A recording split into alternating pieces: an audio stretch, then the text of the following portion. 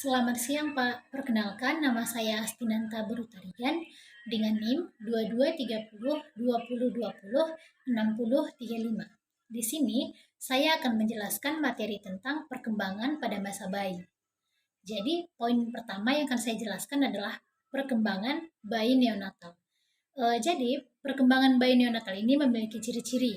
Di antaranya yaitu yang pertama, perkembangan bayi neonatal merupakan periode yang paling singkat. Nah, kenapa dikatakan periode yang paling singkat? Karena pada periode ini hanya terjadi sejak bayi itu lahir hingga bayi itu berumur 2 minggu.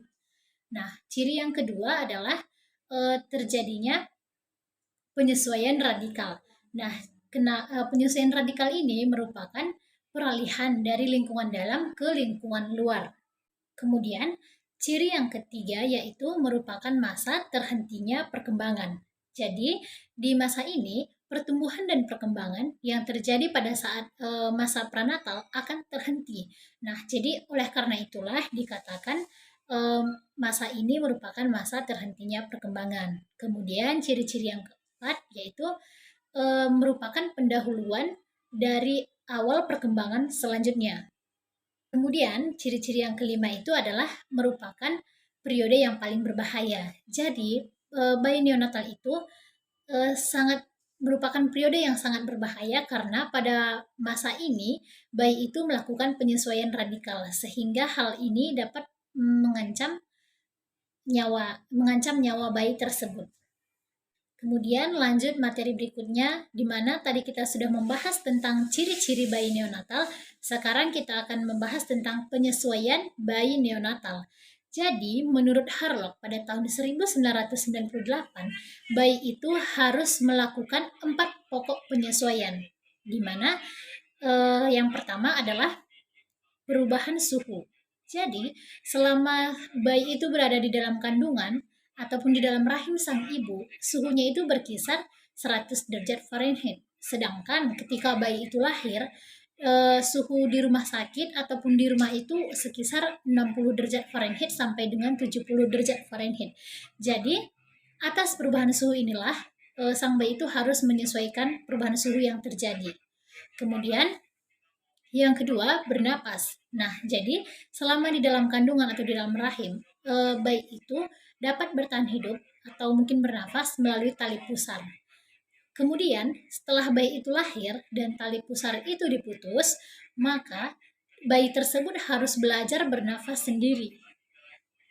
Kemudian, yang ketiga adalah menelan dan menghisap. Nah, jadi selama di dalam kandungan, selama di dalam rahim sang ibu, bayi itu memperoleh makanan atau memperoleh energi untuk bertumbuh dan berkembang itu melalui sang ibu dengan tali pusar. Tetapi setelah bayi itu lahir dan tali pusarnya telah diputus, maka bayi itu harus belajar makan sendiri, yaitu dengan menghisap dan menelan makanannya sendiri. Kemudian yang keempat adalah pembuangan. Jadi setelah bayi itu lahir, alat-alat pembuangannya itu sudah mulai berfungsi.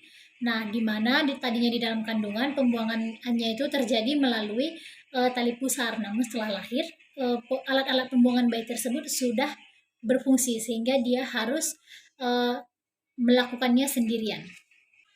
Yang ketiga yang akan kita bahas adalah kondisi yang mempengaruhi penyesuaian pasca natal. Jadi yang mempengaruhi penyesuaian kondisi pasca natal ini, yang pertama itu adalah lingkungan, yang kedua itu jenis persalinan, yang keempat itu pengalaman, yang kelima itu lamanya periode kehamilan, dan yang kelima sikap orang tua.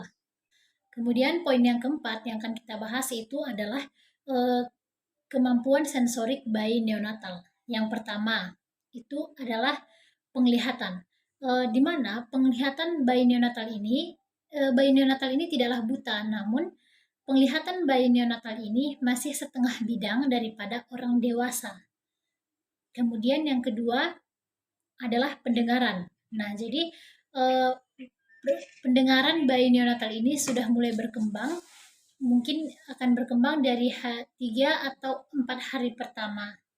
Dan dia akan berkembang setelah pecahnya cairan amniotik yang ada di tengah telinga. Kemudian penciuman. Jadi penciuman bayi neonatal ini sudah ada dan sudah berkembang sejak lahir. Kemudian pengecapan. Nah, jadi pengecapan bayi neonatal juga sudah berkembang sejak dia lahir. Kemudian kepekaan organik. Jadi kepekaan organik ini seperti adanya rasa lapar. Jadi bayi neonatal ini sudah memilikinya sejak lahir dan biasanya kepekaan organik ini terjadi pada hari pertama, di mana bayi ini sudah mulai merasa lapar. Kemudian yang terakhir yaitu kepekaan kulit. Jadi kepekaan kulit ini pada bayi neonatal itu yang ada itu masih di daerah bibir. Namun pada tangan, lengan, atau bahu dan yang lainnya di sekitar kulit itu masih belum terlalu peka. Kemudian kita akan membahas tentang arti tangis bayi. Jadi pada bayi yang baru lahir, menangis itu merupakan perilaku yang wajar dan normal, dan itu merupakan bentuk sosial dari sang bayi. Dan tujuan dari tangis bayi adalah untuk memompa oksigen agar dapat melakukan pernafasan. Sekian penjelasan materi dari saya. Mohon maaf jika ada kesalahan dan terima kasih serta selamat siang, Pak.